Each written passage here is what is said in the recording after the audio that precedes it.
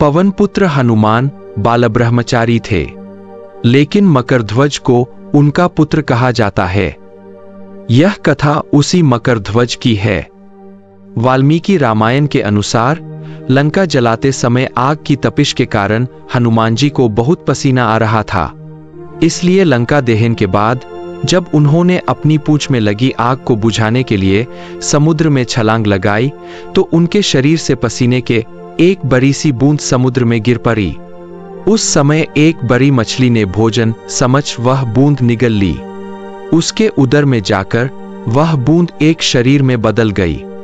एक दिन पाताल के असुरराज अहिरावण के सेवकों ने उस मछली को पकड़ लिया।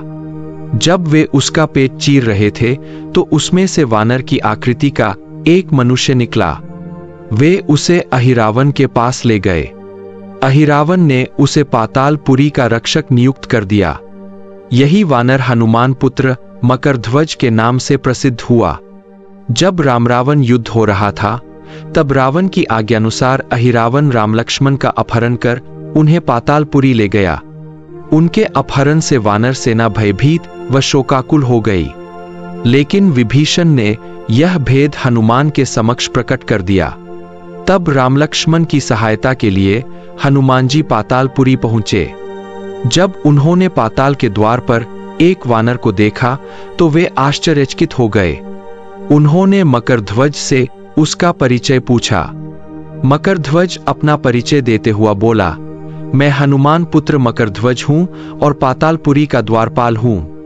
मकरध्वज की बात सुनकर हनुमान क्रोधित होकर बोले, यह तुम क्या कह रहे हो? दुष्ट, मैं बाल ब्रह्मचारी हूं, फिर भला तुम मेरे पुत्र कैसे हो सकते हो?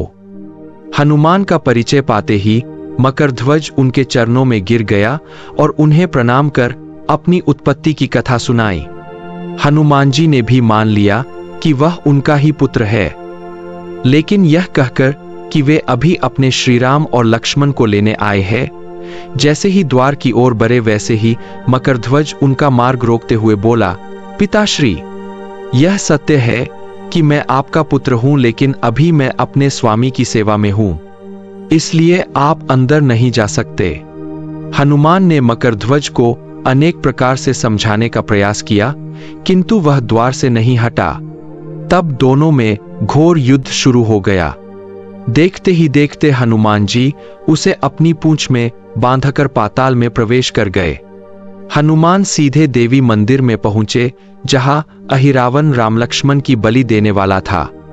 हनुमान जी को देखकर चामुंडा देवी पाताल लोक से प्रस्थान कर गईं। तब हनुमान जी देवी रूप धारण करके वहां स्थापित हो गए।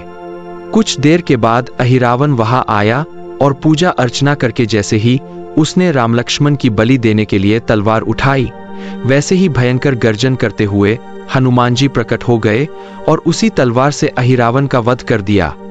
उन्होंने राम लक्ष्मण को बंधन मुक्त किया। तब श्रीराम ने पूछा, हनुमान, तुम्हारी पूंछ में यह कौन बंधा है? बिल्कुल तुम्हारे समान ही लग रहा है, इसे खोल दो। हनुमान ने मकरध्वज का परिचय देकर उसे बंधन मुक्त कर दिया। मकरध्वज ने श्रीराम के समक्ष सिर झुका लिया। तब श्रीराम ने मकरध्वज का राज्याभिषेक कर उसे पाताल का राजा घोषित कर दिया और कहा कि भविष्य में वह अपने पिता के समान दूसरों की सेवा करे। यह सुनकर मकरध्वज ने तीनों को प्रणाम किया। तीनों उसे आशीर्वाद देकर वहां से प्रस्थान कर गए। इस प्रकार मकरध्वज हनुमान पुत्र कहलाए।